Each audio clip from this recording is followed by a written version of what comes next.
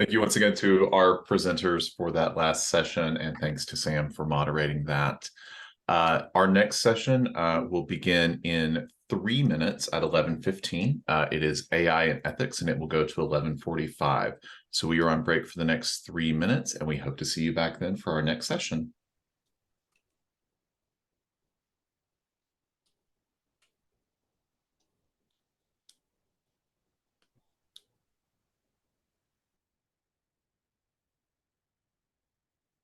Jason, are you able to share the slides?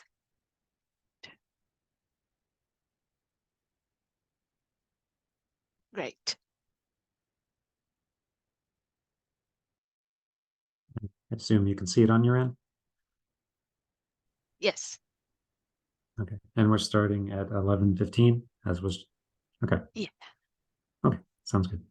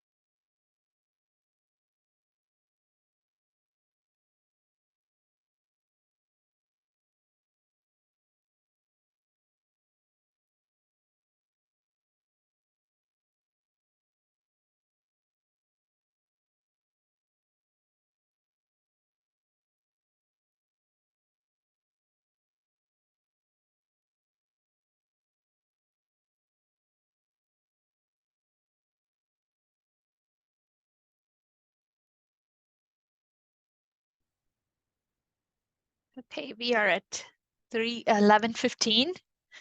Our next presentation is by Dr. Jason Borenstein. His topic is AI and ethics. Dr. Jason is the Director of Graduate Research Ethics Programs at Georgia Tech Library, and he's currently the Program Director for Ethical and Responsible Research at the National Science Foundation. He's previously served as the Georgia Tech's Interim Research Integrity Officer. He's a member of IEEE SSIT Technical Committee on Ethics and Human Values. Dr. Borenstein's teaching and research interests include robot and artificial intelligence ethics, engineering ethics, research ethics, and bioethics. He was the co-leader of the ethics and trust research efforts for the NSF-funded AI Institute for Collaborative Assistance and Responsive Interaction for Networked Groups, which is called AI Caring. And we are extremely grateful for Jason's time today. Thank you, Jason. Please take it away. Thank you, Anu. Thank you for the very kind introduction and the opportunity to speak with this group today. So yes, I'm Jason Borenstein. I am a professor at Georgia Tech, and I've taught ethics, including engineering ethics, ethical issues related to research, ethical issues related to computing, for quite a long time. So I'll just reiterate, I appreciate the opportunity to speak today. I appreciate the invitation from the AI4Libraries conference. And I also mentioned that, yes, as Anu mentioned, I'm currently serving as a program director at the National Science Foundation within the US. But in this presentation, I'm serving in my Georgia Tech capacity. So whatever I say should not be seen or viewed as representing NSF. It should be seen as being connected to my Georgia Tech role. So in terms of what I endeavored to do today in this presentation is talk about the intersection of AI, ethics, and scholarly activities.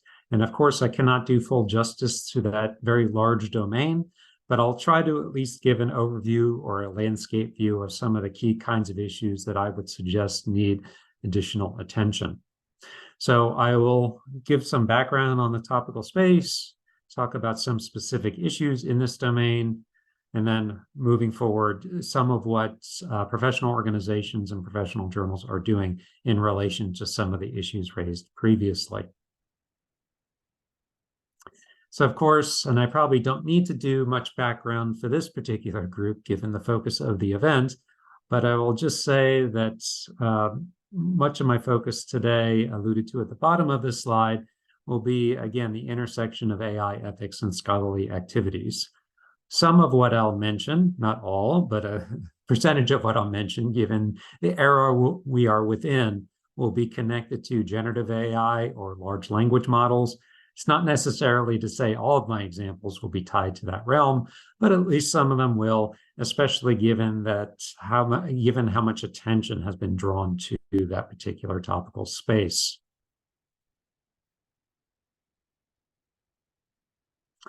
So to begin, at least to describe some of the issues in this realm, again, of AI ethics and scholarly activities, is that AI systems, including large language models and others that scholars and other communities, other groups might be using, will need large data sets to train them. So typically when we're relying on generative AI, for example, data needs to be acquired through web scraping or other kinds of techniques in order to train the system to be useful, to be hopefully accurate, to hopefully give sufficient answers, detailed enough answers to be useful for prospective authors who are doing a literature review, for example. But given the search for data, given the search for the information needed to train such systems, that of course can raise challenges such as privacy and confidentiality. So, and just a couple of examples in this space, of course, is a researcher is trying to check their draft paper for grammatical issues or for clarity, for example. But when entering that draft manuscript into a system, for instance, a generative AI system of some sort, don't necessarily know whether that draft is going to be saved and added to the data set that may help train that system down the road. So the lack of clarity potentially on such matters could raise, of course, issues related to privacy and confidentiality of how one's information, when they are trying to check it, again, for grammatical purposes, might feed into future queries, feed into future attempts for other researchers to improve the clarity, grammar, or other details related to their work. So again, this is just highlighting that as we're running our queries and doing our own research and using AI systems, how our data might feed into the training set for these AI systems, and there may need to be, at times, more clarity, more transparency in terms of how our data may feed into the data set used to train the AI system. And of course, and I will not, of course, be the first person to mention this. This has been mentioned for quite a long time. But given the audience, I just wanted to make sure that this item had been introduced, which I'm sure probably has been mentioned already today and will be mentioned after my session, bias. And of course, bias means a number of different things. But in this case, we're largely talking, in my sense, largely talking about the bias in terms of how the AI system is trained. So for instance, in terms of whether it would overemphasize one group versus another, in terms of how it answers a question or how it labels a picture. So for instance, if you have a lot of pictures of a male scientist or a male, let's say, physician, for example, in the training data set, then it might draw a correlation between gender and a certain type of job that may be inaccurate or deceptive or discriminatory. So again, we're meaning, potential errors or potential types of discriminatory practices based on perhaps how the data set is formed, how it's compiled, and or, of course, the values and beliefs of the designers. Sometimes these values and beliefs that are not consciously encoded, but may be in the background in terms of the design choices that the creators of these systems are making. So just a few other examples in this space. So as it says there, in terms of one of the examples mentioned, so an AI system, if it was only trained on English language journals or English language websites, it might underrepresent sources of data or sources of information from other languages. So if you were to run a query or run a question about, well, how many articles are on this topic of, let's say, bias in AI? And the system is only trained on English language articles, then of course it will underrepresent research that's been done in other languages. And again, what I was alluding to in terms of the values of the designer. So in terms of the designer's views on what counts as a false positive or a false negative, or what counts as relevant or important enough data to include in the training of the AI system. So for instance, if they're looking at an issue like, again, AI bias, but only think the computing literature is relevant and ignores, let's say, the philosophical literature or the psychological literature or other related literatures, then of course that can drive bias in terms of how the AI system functions and how it answers our queries when using the system. So again, this is just a subset of examples on bias and doesn't necessarily represent the other forms and types of bias that can impact the functioning or the interactions with an AI system.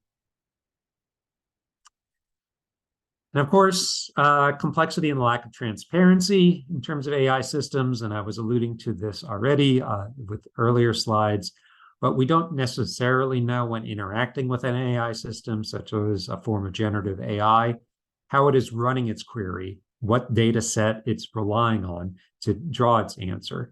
So for instance, if I type into generative AI, something along the lines of how many references or how many articles have been written on, let's say, the black box problem, the lack of transparency related to AI systems. Don't necessarily know, depending on the AI system, of course, how it's running that query, what databases, for example, it has access to, how recent the data is, or when was the last time the system was trained. So is this query up to date as to 2023, or is it relying on data from, let's say, a few years ago? At times, not always, but at times we don't always have sufficient information, let's say, as the user of these systems to know how it's deriving its answer. So of course, if we're not sure how it's deriving its answer, that can also raise questions in terms of the answer's accuracy. We can have difficulty verifying, of course, if we don't know what the basis for that answer is. So again, not necessarily a problem that's new to generative AI or recent AI systems. This has been an issue that's been discussed for quite a long time already. Again, sometimes referred to as the black box problem, that we don't necessarily know as users or other people who interact with these systems how it functions, how it operates, or in this case that I was using, how it derives the answer that it provides.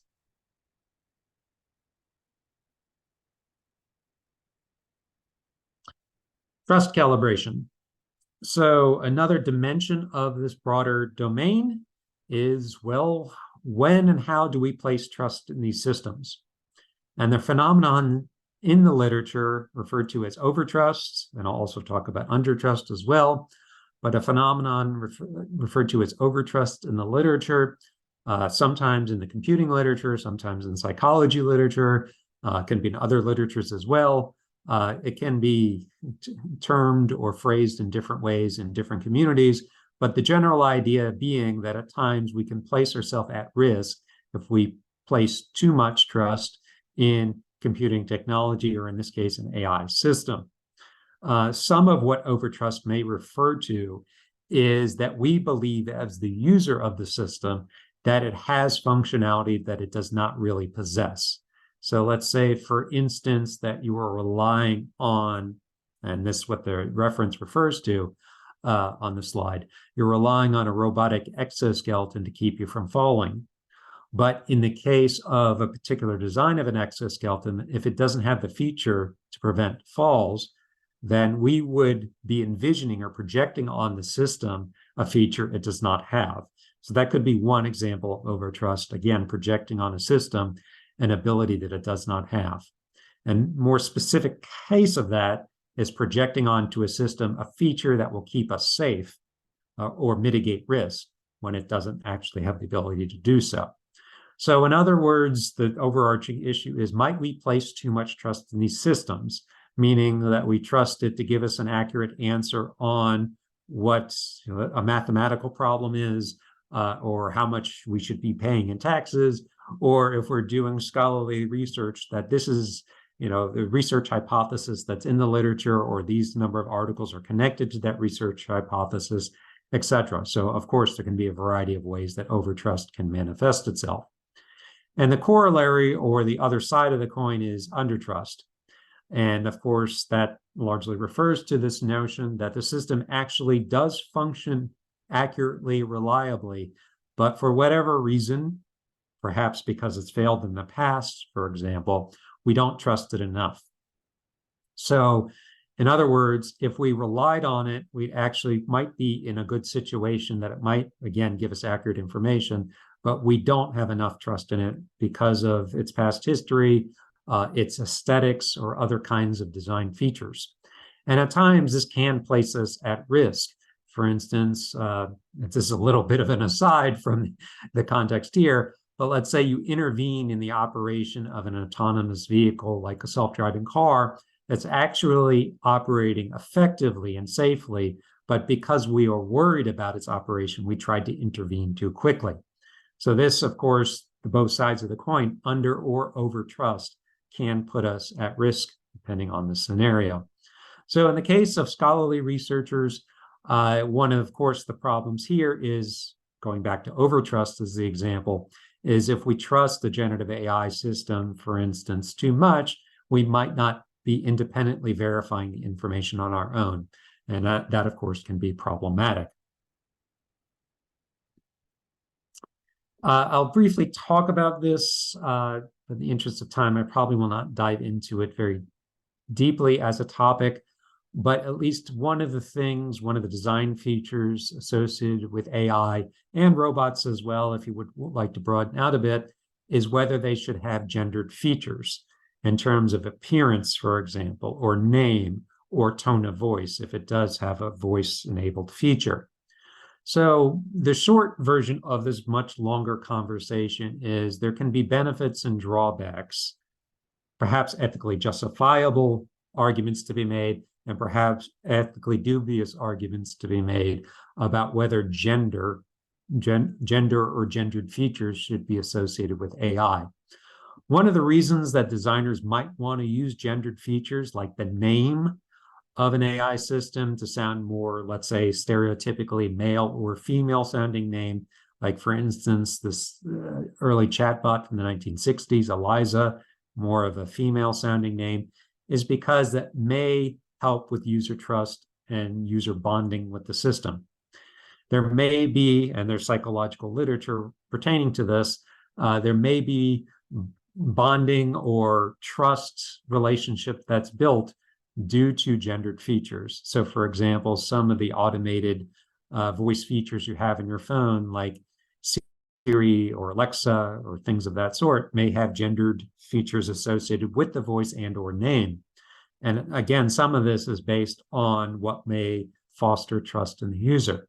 So perhaps argument could be made that there's some justification for having those gendered features to make it easier for the user to trust the system or rely on that technology. But on the other hand, this could potentially perpetuate stereotypes depending on the features and the context. So we do need to keep aware of the use of gendered features related to AI systems. Again, in terms of things like its name, if it does have a voice, the tone of voice that it has, etc. And then, of course, identity and authenticity of AI. This was from a website, which I actually am not sure still exists, but was from a few years ago. I brought up this example.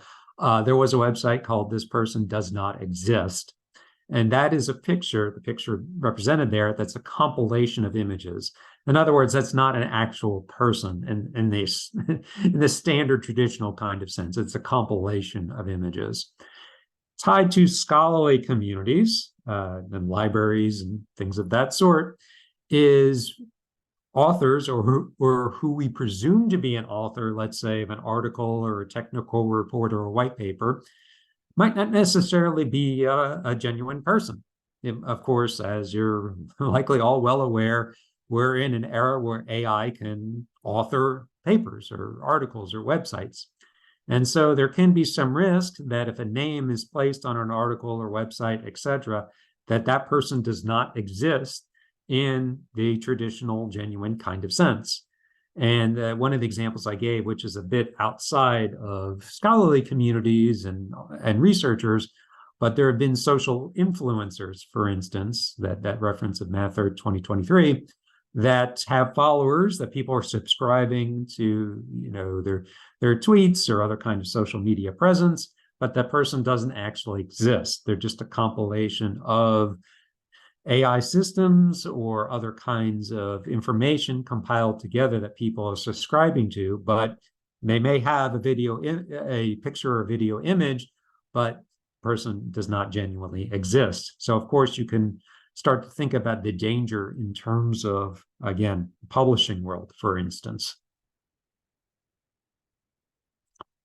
And that's tied to, as I was alluding to, authorship. So as we're already seeing, and I'll give you a few examples of professional organizations responding to this, as we're already seeing, there can be authorship challenges. So at least in one scenario, let's say I am finishing up the last phases of a manuscript, but I want to check it for grammar and clarity. In what manner and what sense might an AI system, if I put the manuscript into an AI system and it runs its check, in what manner, what capacity, what circumstances should the AI system be a co-author, or at least acknowledged? And if it's listed as a co-author, is that actually justifiable? Is that actually suitable? Is that ethically responsible kind of practice? And of course, in part, seeking an answer to that question is tied to important authorship notions like accountability, which will be the next slide. But it may help, or may cause, I should say, reframing of notions of authorship due to the kinds of contributions AI systems might be making.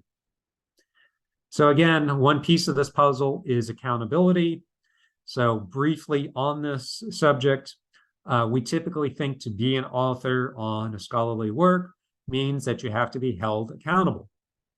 If your name's listed, accountability is normally tied to that. Well, at least in part, it means being able to answer questions about the work.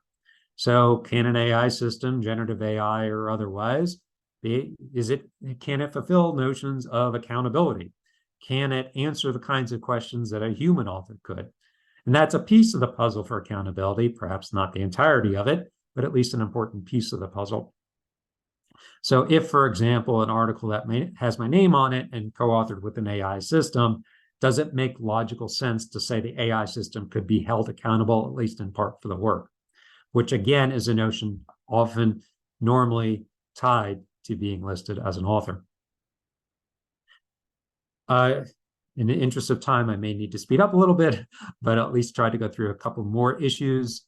One is how it might reframe notions of research misconduct to use AI systems. So this is a piece of the research misconduct puzzle, not the entirety of it. But let's say, going back to the prior scenario, if I was to co-author a manuscript, co-author, if you'll allow me to use the term in this context, a manuscript with an AI system, and there's content in that manuscript that overlaps with other works in the literature, how will we determine whether it counts as plagiarism if there was significant reliance on the AI system to write the work? It may cause or necessitate conversations about how we process notions of plagiarism if AI systems are being allowed to author at least portions, if not the entirety, of written works. And of course, there are other conversations to be had about falsification, meaning deceptive manipulation of information, or fabrication, meaning essentially pulling information out of the air that was never authentically generated, how those notions might tie into AI systems when, for instance, images are created by an AI system and put into a scholarly work. Quickly, human-computer interaction and human-computer interaction and human-human interaction. So if, for example, we're relying very heavily on AI systems for authoring papers or for helping generate our research collaborations, how might this impact behavior between humans? Are we going to become less reliant on human collaborators or human co-authors? And how might that impact the quality of research practice? Not necessarily saying the impact will be in the negative direction, but at least needs to be examined.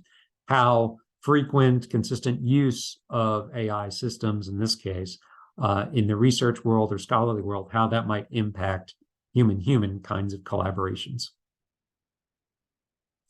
So at least some of these issues, generally, I will say, maybe not all of the ones I've mentioned, but generally an overview of some of the issues at the intersection of AI and ethics are starting to be discussed by a variety of professional organizations. And just giving you a sense, it's gone on for at least a number of years now, including IEEE's efforts and others listed here. But to get a bit more specific, I'll just move it forward.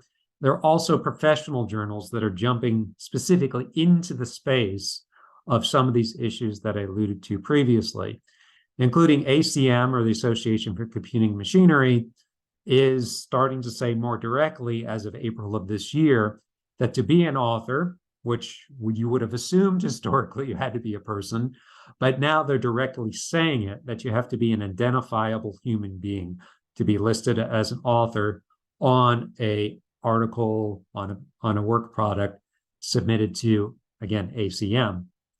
And there's similar things being said, for instance, by Science. So Science Magazine, a prestigious international journal, saying that, just going down towards the bottom of this quote, in addition, an AI program cannot be an author of a science journal paper.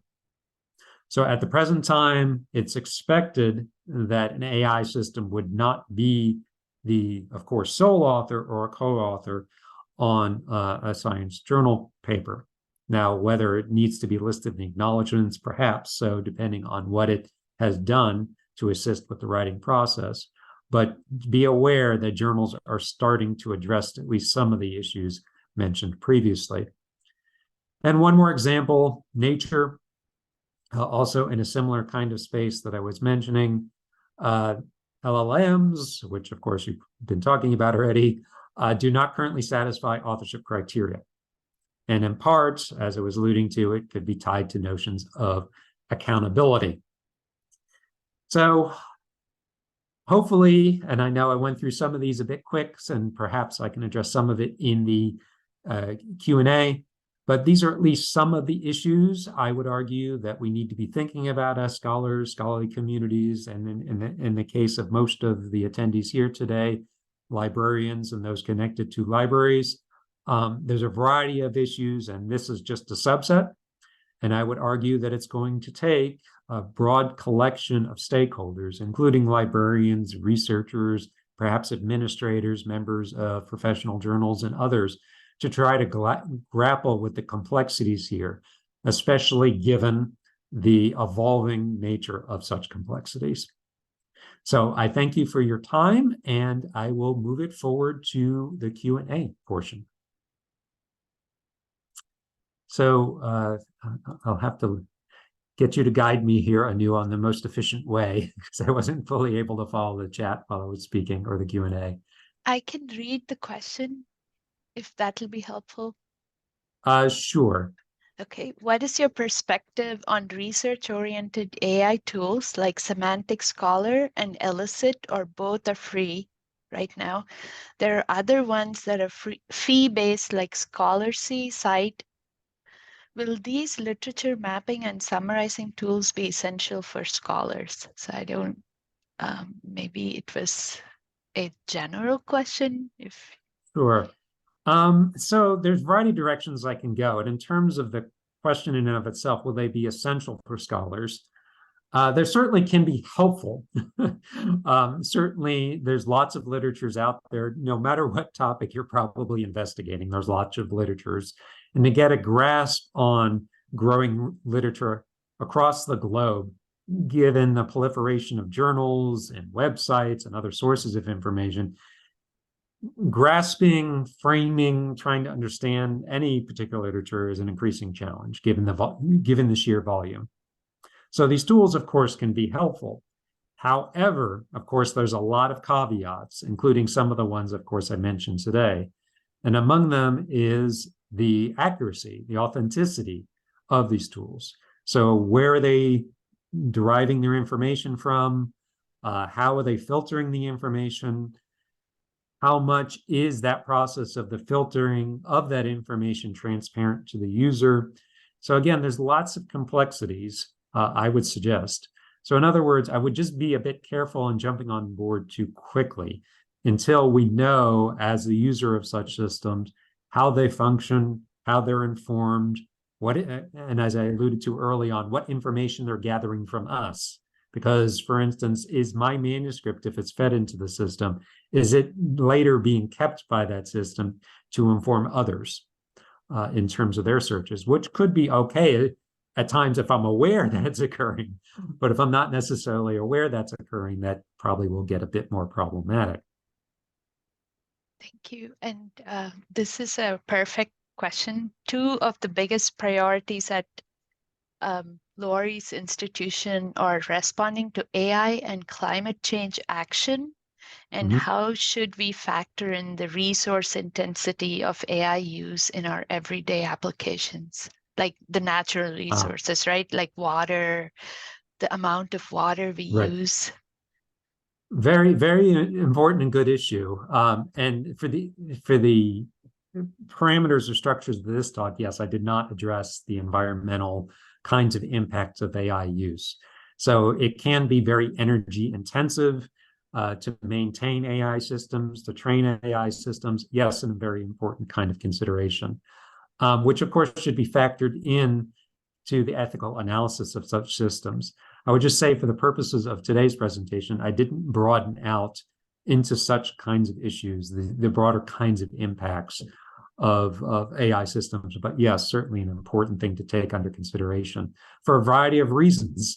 So if, for example, Georgia Tech, my campus, or the campuses represented here are relying on AI systems, yes, they can certainly have impacts if all the researchers on campus are querying these systems or relying on these systems to be continually trained. So yes, very, very important issue that's certainly worthy of a lot of examination. So thank you for that question. I think those were if you have any more questions for Jason, please post it here in the question and answer section.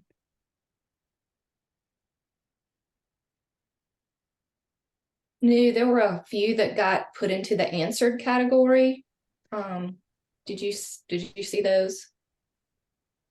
Yes, but they may be for the previous presenters, right? Last So maybe four, I may or may not be answering for myself. the last four, I believe, were posted for this session. So the one Okay. starting with Laura Ackerman. Okay, can LLMs find a way to distinguish between validated fact assertion and general text? Can they treat these fact assertions in a different way?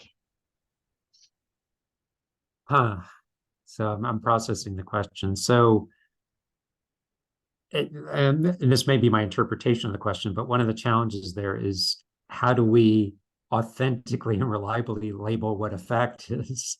So, in other words, to have a reliable system, we have to have a reliable process for labeling what counts as a fact. And that, of course, not to go too far in that direction, but that can be a challenge. So, for instance, what one group or what one region or what one population considers to be a fact could be challenged. It, of course, depends on the nature of what the issue is, how contentious it might be, whether it is true or not. So if I was to say 2 + 2 = 4, a little less contentious than some of the other kinds of issues we might query. So is there, for instance, a connection between using of a particular product and whether it has negative health effects? Well, whether that is true or not can be complicated. It could be complicated based on how much data there is, based on whether there's authentic and good research to establish the connection. So if I'm understanding the question correctly, it could be at times a bit of a challenge to have a reliable way of labeling what is accurate information. So that, of course, is one of the challenges for informing these systems, is having a process of doing that.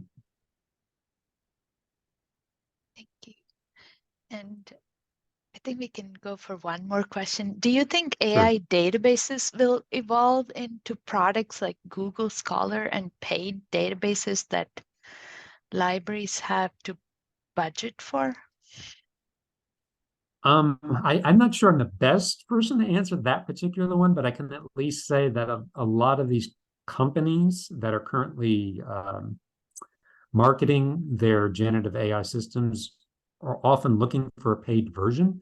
So some of them, of course, currently have some, for lack of a better way of terming this, free versions or versions where you don't directly pay for their use.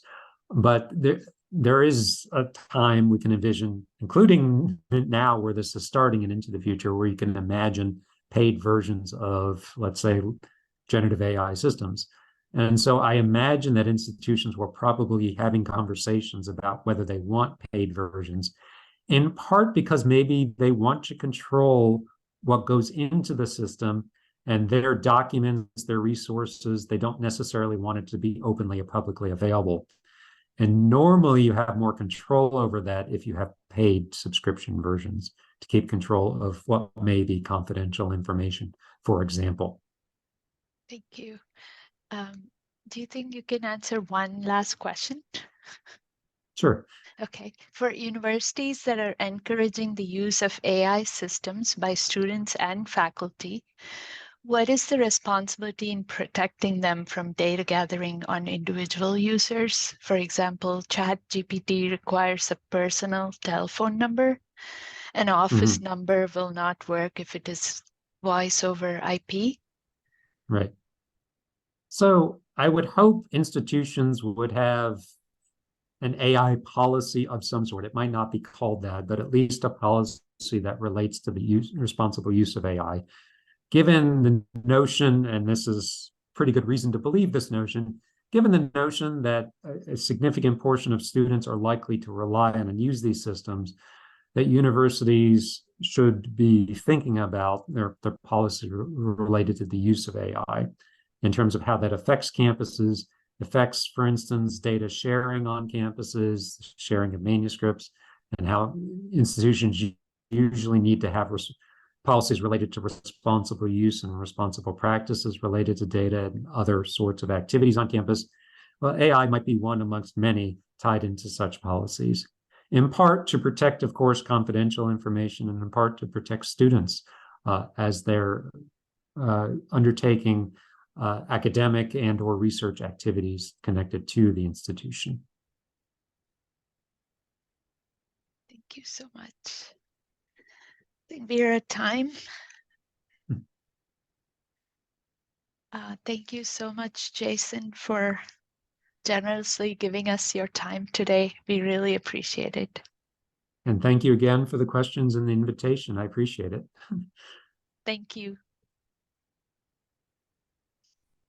All right, everybody. Well, that concludes the morning sessions of the inaugural AI for Libraries conference. Thank you all so much for joining.